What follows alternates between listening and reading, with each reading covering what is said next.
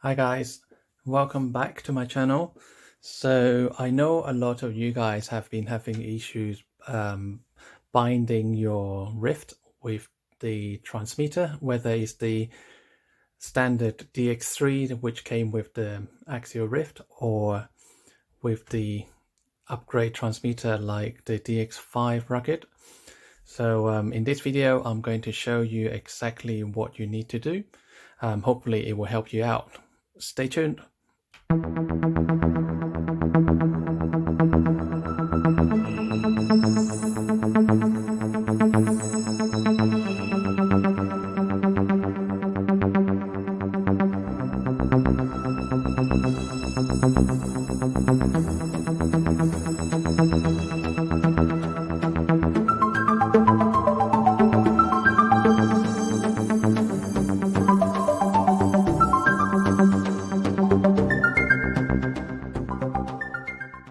Welcome back to my channel, guys. So in this video I am going to show you how to bind your Rift with the transmitter properly. So first of all, if you have your DX5 rugged transmitter or the standard DX3 transmitter that came with the Rift, the first thing you need to do is to reset your transmitter. As I know, some of you guys probably have been playing with the settings, with the endpoint adjustment and all the other good stuff. So you might have changed some of the value too low for the Rift, either the ESC or the steering circle to respond properly. So the first thing to do is to do a reset to your transmitter. And once you have reset your transmitter, then follow the following steps and I will hopefully be able to guide you to reset everything to get your Rift going again. I know there are some odd occasions where there's actually a faulty receiver, so with that you will need to write to Horizon or Axial and they will be able to replace with a new receiver. But with this exercise, assume your receiver is working fine. It's just that it takes some proper binding. So I will show you exactly what needs to be done. Right, so first of all, we need to get access to the receiver, which is fairly easy. You just need to unscrew a few screws in order to get access to it. First of all, you need to undo the two screws here on the battery tray, two of them, and then you flip your Rift upside down and you need to undo 1, 2, 3 screws. So altogether there's 5 screws in order to free the receiver box. So I'll do that off camera and I'll be back soon. Okay, so I have unscrewed the 2 screws on the battery tray and the 3 on the underside. So now we should be able to free the receiver box like so. And then you just gently turn it over. And on top of the receiver box, there are another 4 screws. So you need to undo them as well. So I'll do that off camera as well. Okay, the 4 screws are now undone. So we can lift up the receiver cover. Be careful not to lose the screws. And now, in my last video, I have shown you guys to press and hold on the button on the receiver and then power on your Rift. I know some of you guys would still have problem binding the Rift to the transmitter, but actually there is a better way and more accurate way to do it. So in order to bind the Spectrum receiver to the transmitter properly, this receiver needs to be sit parallel to your your workbench or table. Otherwise it will not be calibrated accurately. So because of that, I will need to leave the receiver case cover opened and then just try and refit the receiver box to the bottom chassis.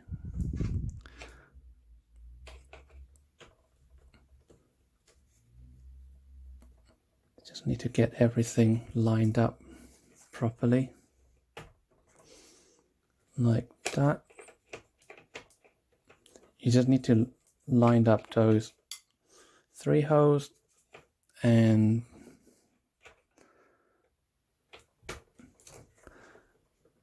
the first 2 holes lined up to the battery tray. So like that, you can see the 3 holes are lined up. Okay, and possibly it's best to put those 3 screws back on. So I'll do that off camera. Bear with me 1 second. Okay guys, so I put the 3 screws back on, and remember the receiver box is still opened. I've got my cover here. And then you turn your RYFT upside down again, and you should be able to get access to the receiver directly through the battery tray. So you can press the button there, like so. You could hear the clicking. And then what you need to do is connect your battery and then press and hold the bind button and power on your RYFT. So I'll do that now. Right, got my battery here.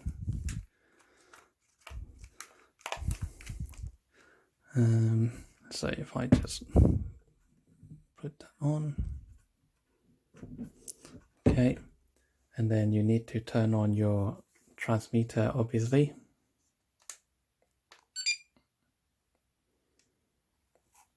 Okay, then you could go down to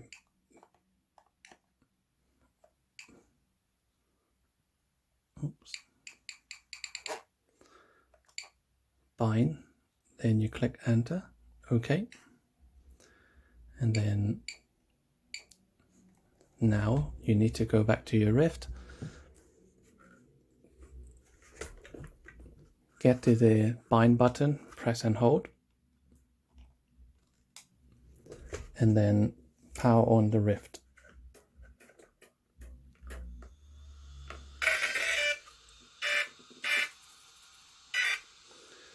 Okay, now the RYFT is on. You can see the receiver lights is flashing. That one. And then you come back to your transmitter and click bind. And just wait for it to do its things. Okay, sounds like it's bind. It is, because you can see the transmitter power and the receiver power. Right, and then the next thing you need to do is just to lift up your RYFT in case it wants to go somewhere. You pull the throttle to 100% and then release. And then full brake or full reverse, hold and then release. Okay, and now you turn the steering forward to right, pause and then release.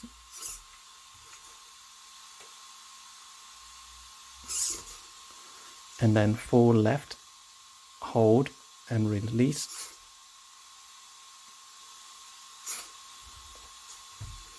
Okay, so that should be the calibration or binding done.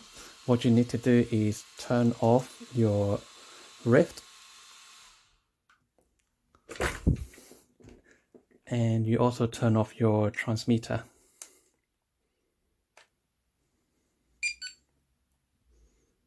Okay, now start again, transmitter first. And then you power on your RYFT.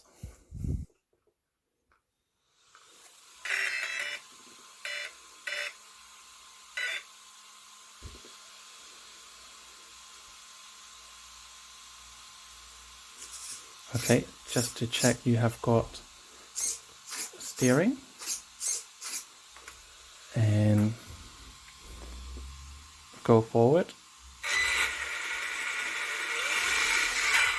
Yep, and then backward.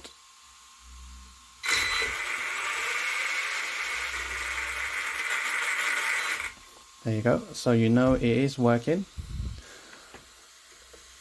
And just to double check, the bind is successful. You will see there is a solid orange light on the receiver box.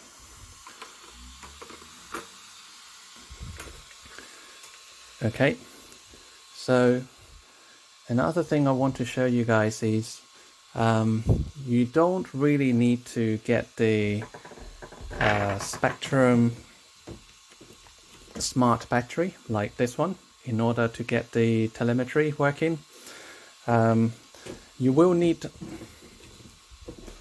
this battery to show the battery indicator on your standard DX3 receiver, which came with the DX3 transmitter that came with the RYFT. You need the smart technology battery in order to show the battery level on the green LED lights.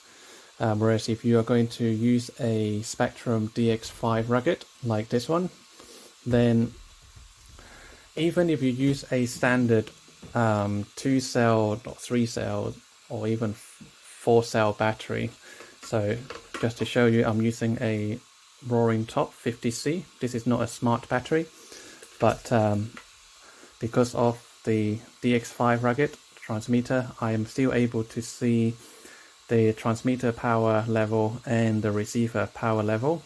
So this is very handy. I thought it would only work with the smart battery by Spectrum, but apparently that is not the case. What you get with the smart battery from Spectrum is you get a lot more information on the battery side. So I'll just show you what I mean. So for example here, if I pull the trigger, it shows you the RPM.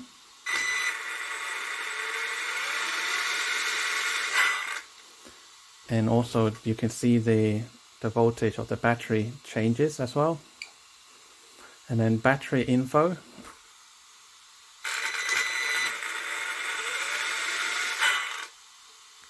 There is nothing because that is not a smart battery by Spectrum, so you don't get this information.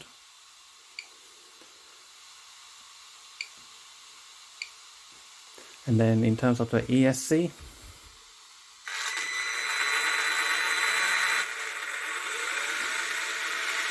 you get the RPM. So at the moment it's about 7,000. If I increase it,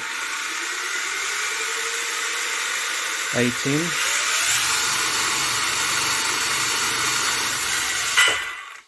So about 34,000 RPM at full throttle with a 2-cell battery.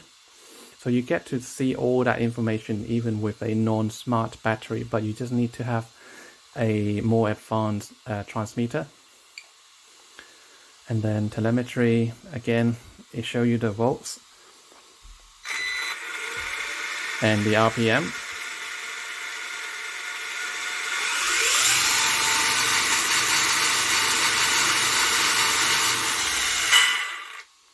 So we got up to 35,000 RPM this time.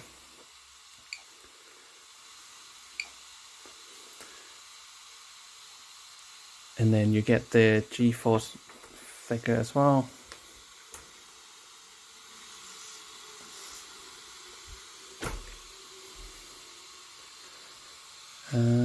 Not quite sure why the Z axis is still showing -1. I would have thought that would be showing 0.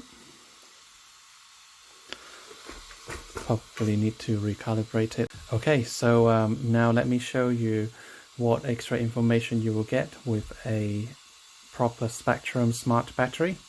So I'll turn the RYFT off and then the transmitter off.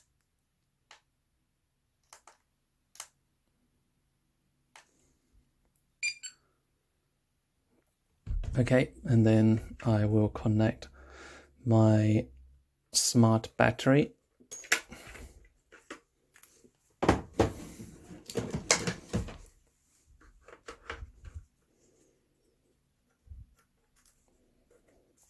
Right, so transmitter on.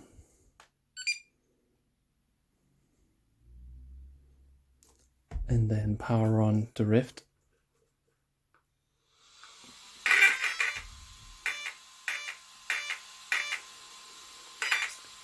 You can hear it, how many times it beeps, and it tells you what's the number of cell or battery you get. So just now you could hear there are 4 beeps because I'm using a 4-cell battery, and earlier when I was using the Roaring top 2-cell battery, it only beeped twice.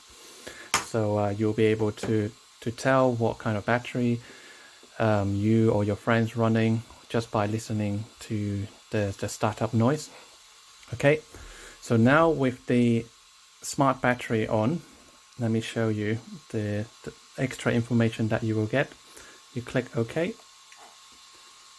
Oh, nope, I don't want that. So just scroll. So that shows you the steering, and then if you pull the throttle, it will move as well. And then full brake. You can see the numbers changing according to my control. Next one, now on the smart battery side, you can see I have not a lot of battery left.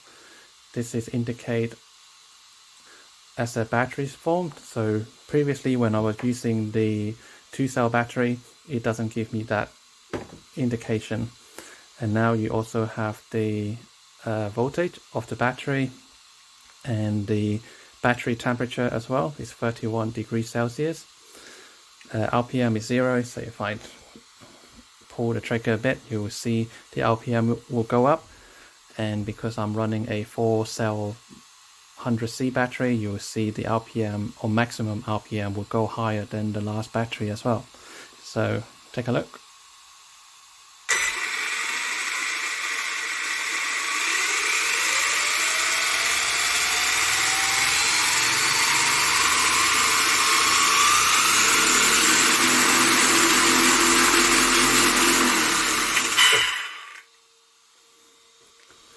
There you go.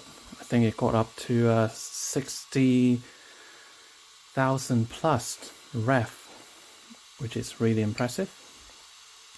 Okay, on battery info, you can see the voltage, the amps, what's the capacity of the battery. So now it's telling you it's 5,000 milliamps.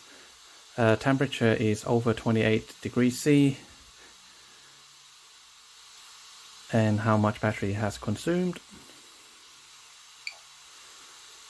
And then it show you the 4-cell. Each of the cells show you the different voltage. So you don't get that on a standard non-smart battery. And it's the information on the ESC. So the RPM is showing 0 because the car is stationary. The voltage is 15.1. And all that useful information for you. Telemetry.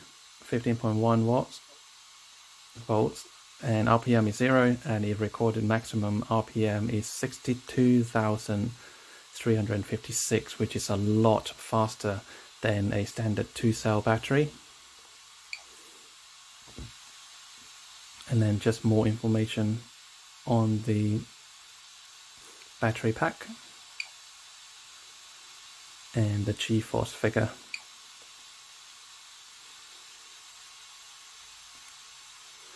So that is it, guys. So let me just go back to the main menu. This is a very good transmitter. I really like it. It tells me all that useful information about the Rift and the battery performance. I hope you guys will find this video useful and you will be able to bind your Rift to your receiver again and get it working. Make sure the first step is you need to reset the transmitter to factory settings in order to wipe out all the endpoints adjustment and other settings that you have changes previously.